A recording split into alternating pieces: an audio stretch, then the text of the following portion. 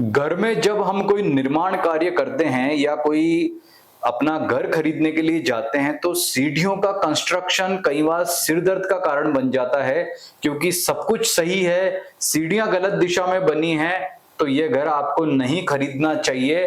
वास्तुविद यानी वास्तुशास्त्री आपको ऐसा परामर्श देते हैं। तो इस वीडियो में मैं आपको बताने जा रहा हूं कि सीढ़ियों का निर्माण किस दिशा में करना उत्तम होता है, कितनी संख्या में सीढ़ियां होनी चाहिए और इससे संबंधित वो सारे नियम कायदे वास्तु वाले जो आपने संभवतः सुने भी होंगे, लेकिन फिर भी उसके पीछे का कारण क्या होता है, निवारण क्या होता है। और आप मान लीजिए कि आप कहते हो कि नहीं हमें तो ईशान कोण में ही सीढ़ियां बनानी है, तो वो कैसे बना सकते हैं। या फिर आप कहें कि सीढ़ियां तो भाई गलत दिशा में बनी और मैं कुछ नहीं कर सकता, मैं नहीं तोड़ सकता, मेरी इतना अभी मेरे पास में पैसा नहीं है कि इनको तोड़ के मैं दूसरी जगह शिफ्ट करूं, या घर में दूसरी जगह सीढ़ियां बनाने की जगह ही नहीं है। तो ऐसे तमाम क्वेश्चंस के आंसर, यानी सीढ़ियों का निर्माण वास्तु के हिसाब से कैसा हो, कितनी संख्या होनी चाहिए, कहां होनी चाहिए, गलत हो तो क्या उपाय करें जिससे नेगेटिविटी दूर हो, इन सभी की चर्चा इस वीडियो में कर रहे हैं। तो प्लीज पूरा वीडियो जरूर देखना। आज इस वीडियो को देखने के बाद सीढ़ियों से संबंधित वास्तु का कोई भी अगर आपको डाउट है ना, वो क्लियर हो जाएगा। और ये ध्यान रखना, अगर आपका फ्लैट है ना तो भी इस वीडियो को देखना, क्योंकि अगर फ्लैट की बिल्डिंग में गलत वास्तु, आपका गलत सीढ़ियां बनी है गलत दिशा में, या फिर आपका कोई शॉपिंग कॉम्प्लेक्स है उसमें कोई आपकी शॉप है लेकिन उस बिल्डिंग में ही गलत सीढ़ियां बनी है, तो आपके लिए भी ये वीडियो उतना ही इंपॉर्टेंट है जितना और लोगों के लिए। तो इस वीडियो को ध्यान से देखिए और आप अपनी सुविधा के अनुसार जो तथ्य आपके लायक मिलता है उसे आप उसके अनुसार उपाय वगैरह करेंगे तो निश्चित तौर पर आपको लाभ होगा। लेकिन सबसे पहले हमारा ये जो चैनल है एस्ट्रो सुधाकर पुरोहित, इसको लाइक, सब्सक्राइब या फॉलो करना बिल्कुल भी ना भूलें। तो शुरुआत करते हैं सीढ़ियों के वास्तु पर चर्चा से। तो पहला पॉइंट उठाते हैं अपन कि कौन सी दिशा में सीढ़ियों का निर्माण करना चाहिए और कौन सी दिशा में नहीं करना चाहिए। यहां लिखा है कहां सीढ़ियां बनाए कहां ना बनाए, तो ध्यान से सुनिएगा। सीढ़ियों का निर्माण कहां कहां नहीं होना चाहिए, कहां कहां होना चाहिए। तो सबसे पहले सीढ़ियां कभी भी नॉर्थ ईस्ट यानी उत्तर और पूर्व के मध्य नहीं बनानी चाहिए। नॉर्थ ईस्ट यानी कि नॉर्थ जो 0 है वहां से लेकर के और ईस्ट जो 0 है वहां के बीच में सीढ़ियां नहीं बनानी चाहिए। लेकिन मान लीजिए कि नॉर्थ 0 से कुछ दूरी तक यानी कि उत्तर दिशा में कुछ दूरी तक सीढ़ियां आ रही है तो कोई बहुत बड़ा इश्यू या दिक्कत नहीं है। इसी तरह से ईस्ट में जो आपका ईस्ट जहां पर 0 आता है वहां से थोड़ा सा आगे की तरफ सीढ़ियां आती है, आगे पीछे की तरफ, यानी कि जहां पर ईशान कोण का प्रभाव, नॉर्थ ईस्ट का प्रभाव ना हो जाए। तो इसके लिए कितने टुकड़े कर सकते हैं हम, यहां हम कर सकते हैं NNE, एक टुकड़ा कर सकते हैं इसका, NE 2 यानी कि ईशान कोण। तीसरा हम कर सकते हैं आपका NEE, और इसके अलावा ये 3 टुकड़ों के अलावा N अलग से और E अलग से। कुल मिलाकर के ये कितने खंड यहां पर हमने कर लिए, 1 2 3 4 और 5, यानी कि 5 हमने यहां पर विभाग कर लिए इनके अंदर। यानी कि आप ऐसे समझिए कि जो आपका नॉर्थ 0 है वो मान लेते हैं यहां तक है, इसके बाद में आपका आ जाता है नॉर्थ के अंदर N यानी उत्तर और ईशान का जगह आ जाती है। उसके बाद आपका आ जाता है प्योर यानी कि N और E वाली जगह है ये वाली। इसके बाद में आ जाती है NEE यानी कि ईशान और ईस्ट, और उसके बाद में आ जाता है आपका ईस्ट 0 का प्रभाव। ईस्ट 0 का मतलब ये आपका ईस्ट 0 का प्रभाव। मान लीजिए नॉर्थ आपका यहाँ 0 है तो ये आपका N यानी कि उत्तर का प्रभाव। तो यहाँ सीढ़ी है तो फिर भी चल जाएगी, लेकिन इतने एरिया में अगर सीढ़ी है यानी कि नॉर्थ ईस्ट में सीढ़ी काट रही है, सीढ़ी आ रही है, वो कैसे देखेंगे आप, यहाँ ब्रह्म स्थान से आपको देखना होगा कंपास लगा के कि वो NE में तो नहीं आ रही है। तो पहली शर्त कि आपके नॉर्थ ईस्ट में सीढ़ियां नहीं होनी चाहिए, नंबर 1 बात। दूसरी बात, ब्रह्म स्थान में सीढ़ी नहीं होनी चाहिए। ब्रह्म स्थान मतलब जो घर का बीचों बीच है। और आप ये कैसे देखेंगे ब्रह्म स्थान, आप अपने कंपास से अपने घर में देखें कि नॉर्थ कहां आता है। जरूरी नहीं नॉर्थ बीच में आता हो, अगर साइड में भी आ रहा हो 0 उसका, तो वहां से आप देखेंगे एक कि नॉर्थ और साउथ और ईस्ट और वेस्ट, इसके बीच में आप रेखा बना के ब्रह्म स्थान निकालेंगे। उस ब्रह्म स्थान वाली जगह सीढ़ियां कदापि नहीं बनानी है। दूसरी बात, कहां कहां सीढ़ियां नहीं बनानी है, नॉर्थ ईस्ट में और ब्रह्म स्थान में। और तीसरा, कि जो अपना दरवाजा होता है, मुख्य गेट होता है, मान लीजिए कि आपका गेट मुख्य यहां पर है, तो उस गेट के बिल्कुल सामने सीढ़ी का पहला स्टेप नहीं होना चाहिए। सीढ़ी अगर विपरीत दिशा से आ रही है तो कोई दिक्कत नहीं है, पहला स्टेप यानी कि पहला जो स्टेप होगा वो बिल्कुल दरवाजे के सामने नहीं होना चाहिए कि जब हम सीढ़ी चढ़ रहे हैं तो दरवाजे को पीठ दिखाते हुए चढ़ रहे हैं। अगर ऐसा है तो भी गलत है। तो 3 जगह आप नोट कर लीजिए। नंबर 1, नॉर्थ ईस्ट यानी कि उत्तर और पूर्व के मध्य में सीढ़ी नहीं बनानी है कभी। दूसरा, आपको ब्रह्म स्थान में नहीं बनानी है। और तीसरा, आपको जो है वो मुख्य द्वार के बिल्कुल सामने पहली स्टेप नहीं होनी चाहिए। क्लियर? इसके अलावा आप घर में कहीं भी सीढ़ी बनाएं, नॉर्थ उत्तर में बनाएं, NW में बनाएं यानी कि वायव्य में बनाएं, पश्चिम में बनाएं, नैऋत्य में बनाएं, दक्षिण में बनाएं, अग्निकोण में बनाएं, कोई दिक्कत नहीं है। पहला कॉन्सेप्ट क्लियर। दूसरा, बात करते हैं कि सीढ़ियों की संख्या कितनी होनी चाहिए।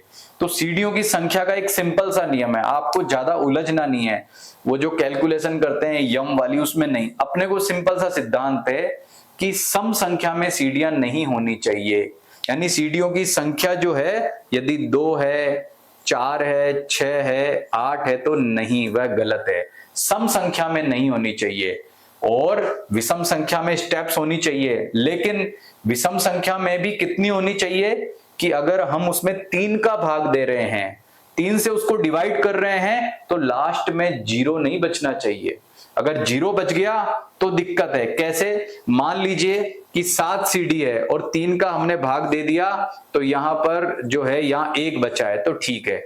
अगर 0 बच रहा है तो गलत है। यानी सम संख्याओं के अलावा अगर हम सीढ़ियां देखें तो सीढ़ियां कभी भी 3, 9, 15 या 21, ये भी गलत है। यानी कि सीढ़ियां कैसी होनी चाहिए कि विषम संख्या में हो और 3 से डिवाइड करने पर जो शेष है वो कदापि जो है वो 0 ना हो, इससे ज्यादा हो सकता है। तो सीढ़ियां कौन कौन सी शुभ होती हैं?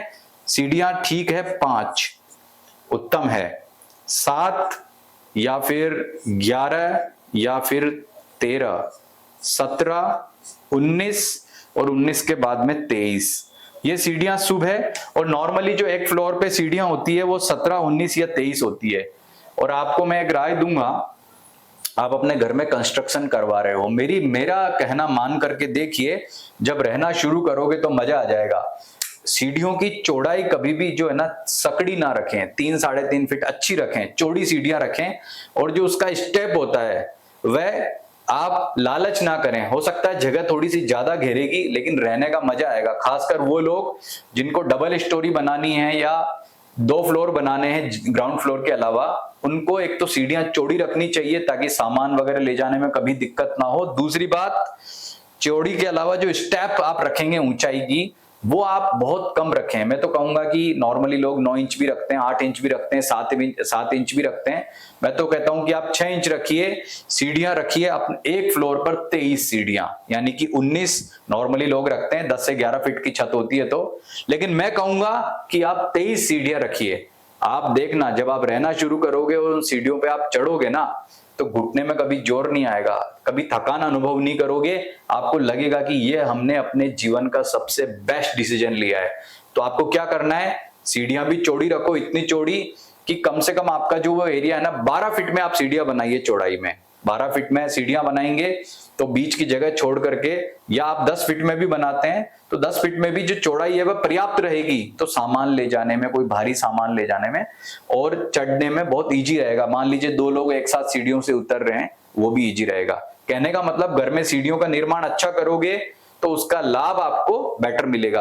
तो संख्या क्लियर है, सम संख्या में सीढ़ियां नहीं होनी चाहिए। विषम संख्या में भी अगर हो तो विषम संख्या 3, 9, 15, 21 नहीं चलेगी, क्योंकि 3 का भाग देने पर जो शेष है वो कभी भी 0 नहीं आना चाहिए, कोई संख्या आनी चाहिए। ये संख्या का कॉन्सेप्ट क्लियर हो गया। तीसरा, सीढ़ियां जब चढ़ते हैं, हम सीढ़ियां से जब चढ़ते हैं तो सीढ़ियों से चढ़ते समय हमेशा राइट की तरफ हमारा जो है वो हमेशा मोड़ होना चाहिए, यानी कि राइट सीढ़ियां मुड़नी चाहिए। तो स्ट्रेट हो या राइट हो, कभी भी लेफ्ट टर्न करती हुई सीढ़ियां आपको नहीं बनानी है। उसका जो रीजन है वो ये माना गया है कि हम में से अधिकतर लोग जो है राइट हैंड से लिखते हैं, या उनका जो दाहिना है भाग वह काम करता है। इसके अलावा राइट जो है, दक्षिण भी इसे कहते हैं, वो विस्तार की दिशा मानी जाती है, तो जो राइट चढ़ने वाली सीढ़ियां होती है वो जीवन में ज्यादा उन्नति देती है, ज्यादा आपको आपके घर के अंदर प्रॉस्पेरिटी देगी।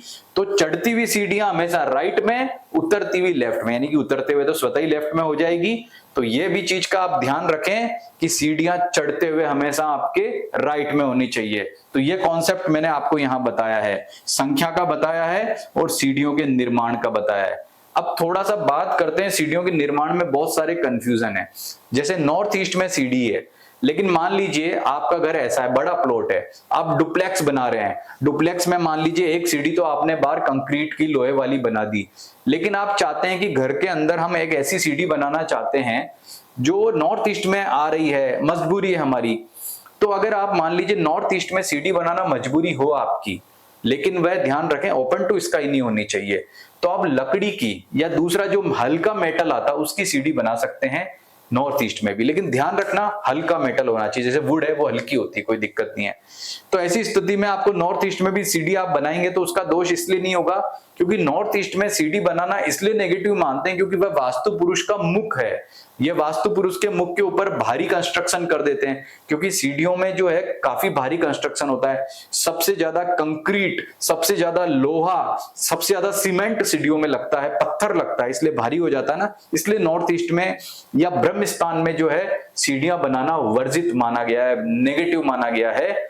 इसलिए आपको मैं बता दूं कि अगर मजबूरी हो नॉर्थ ईस्ट में, और खासकर ऐसा स्थान जहां पर क्या नहीं होना चाहिए, डायरेक्ट ओपन टू स्काई घर में हो, डुप्लेक्स में बनाना हो सीढ़ियां, तो वुड वाली सीढ़ियां अगर आप उधर बनाते हैं तो वो कोई ज्यादा नेगेटिव या समस्या वाला नहीं है। अब विषय ये आता है कि मान लीजिए कि ये तो मैंने आपको सीढ़ियों से संबंधित सारा कॉन्सेप्ट समझा दिया है, लेकिन अगर आप ये कहेंगे कि सर हमारी तो सीढ़ियां बनी ही नेगेटिव है, क्या करें, तोड़ नहीं सकते हम, रेमेडी बताइए। तो रेमेडी क्या करें? तो देखिए रेमेडी तो वैसे तोड़फोड़ ही सबसे परफेक्ट रेमेडी है, लेकिन अगर मजबूरी ही है मान लें तो आप सॉल्ट थेरेपी से, क्रिस्टल थेरेपी से या फिर पिरामिड थेरेपी के जरिए जो है उस नेगेटिविटी को दूर कर सकते हैं।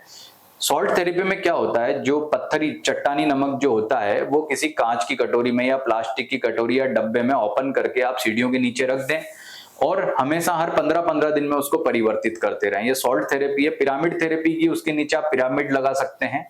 पिरामिड थेरेपी से भी वह नेगेटिविटी जो वो क्रिएट होगी वह कम हो जाएगी। इसके अलावा कुछ चीजें आपको जनरल बताता हूं जिससे भी आप सीढ़ियों के जो नेगेटिविटी है उस जगह की वो दूर कर सकते हैं। जैसे फॉर एग्जांपल सीढ़ियों के नीचे हम काफी पुराने घरों में जहां छोटे छोटे प्लॉट होते हैं, गांव में भी स्पेशली टॉयलेट्स बना दिए जाते हैं ना। सीढ़ियों के नीचे कभी टॉयलेट नहीं होना चाहिए। सीढ़ियों के नीचे जितनी जगह क्लीन रहेगी, साफ रहेगी ना, उतना अच्छा है। गंदगी नहीं होनी चाहिए, सीलन नहीं होनी चाहिए। सीलन आ जाती है, पपड़ियां उघड़ जाती हैं या पानी फैला हुआ है, ये सबसे बड़ा वास्तु दोष है जो आपको बहुत दिक्कत या परेशानी दे सकता है। तो सीढ़ियों की जगह को एकदम नीचे से नीट एंड क्लीन रखें।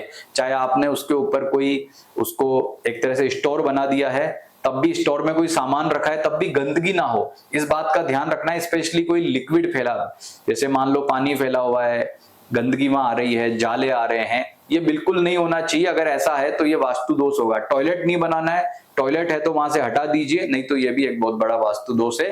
तो सीढ़ियों में जितने भी आपको ये बातें बताई हैं इन सबको फॉलो करें। नेगेटिव सीढ़ियां भी बना दी गई है तो पिरामिड से थेरेपी से या क्रिस्टल थेरेपी से, क्रिस्टल थेरेपी में हम क्रिस्टल्स के बॉल या क्रिस्टल्स के पिरामिड लगाते हैं सीढ़ियों के नीचे, वो नेगेटिविटी को दूर करते हैं। सॉल्ट थेरेपी है या वास्तु दोष निवारक यंत्र आता है, उसको भी आप अपना स्थापित करके इस नेगेटिविटी से बच सकते हैं।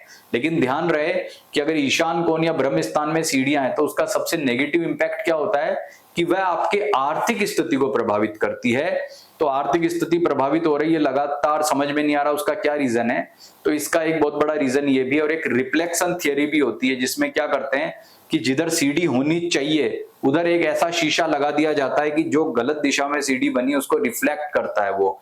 तो उसके जरिए भी आप जो है सीढ़ियों के वास्तु को थोड़ा थोड़ा करके जो है वो इससे निजात पा सकते हैं। लेकिन ये जितनी भी आपको रेमेडी बताई है ना, उससे आपको मान के चलें कि थोड़ा बहुत निजात मिलेगा। परमानेंट तो जो है उसको सही करना ही आपके लिए ज्यादा जरूरी है। तो कुल मिलाकर के आपको मैंने कितनी बातें बताई। सीढ़ियों का निर्माण कहाँ नहीं करना चाहिए, ईशान कोण में, ब्रह्म स्थान और दरवाजे के बिल्कुल सामने, पहला स्टेप चढ़ता हुआ नहीं होना चाहिए।